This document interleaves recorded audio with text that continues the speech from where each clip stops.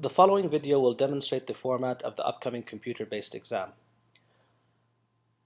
On the first screen, it is important to ensure that your name and specialty are correct. If this information is correct, proceed to the next slide by clicking the Yes icon.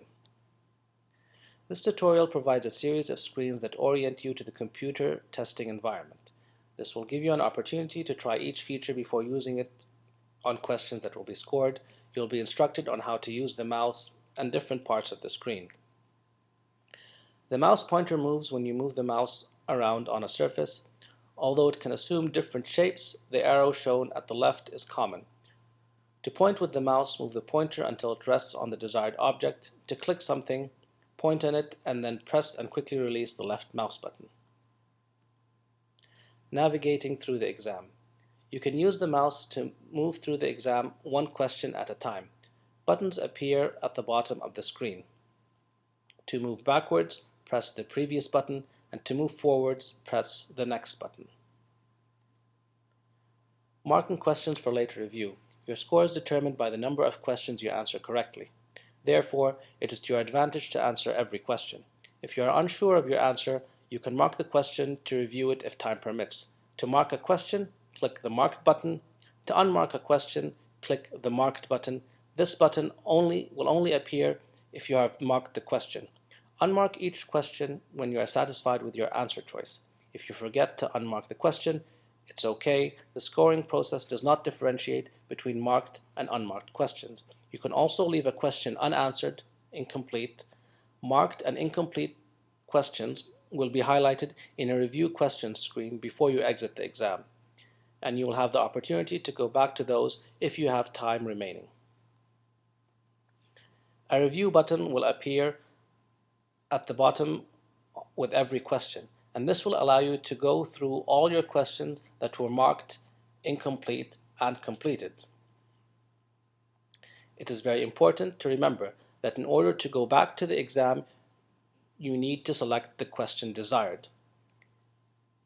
The End button on the bottom of the screen does not close the review screen. It actually ends the exam, so it is very important not to press this button unless you wish to end the exam.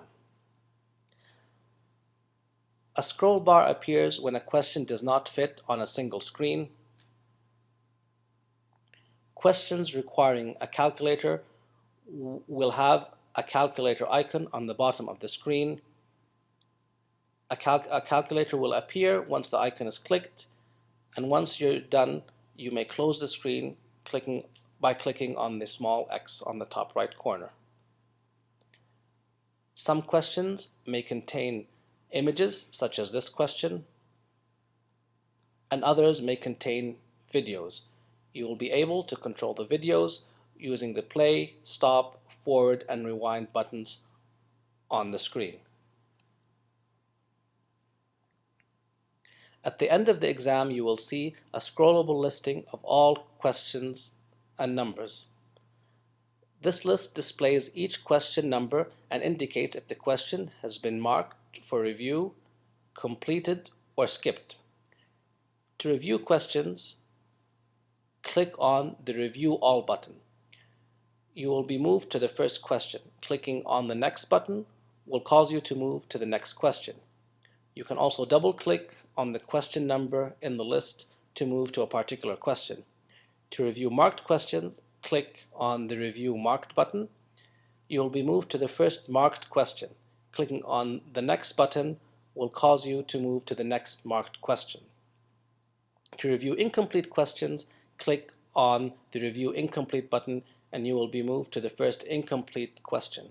Clicking on the Next button will cause you to move to the next incomplete question.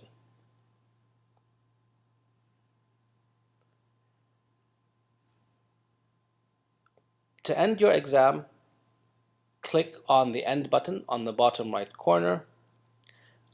A warning window will appear asking you if you are sure you wish to end the exam. Clicking Yes will end your exam. This is the end of the tutorial. Thank you.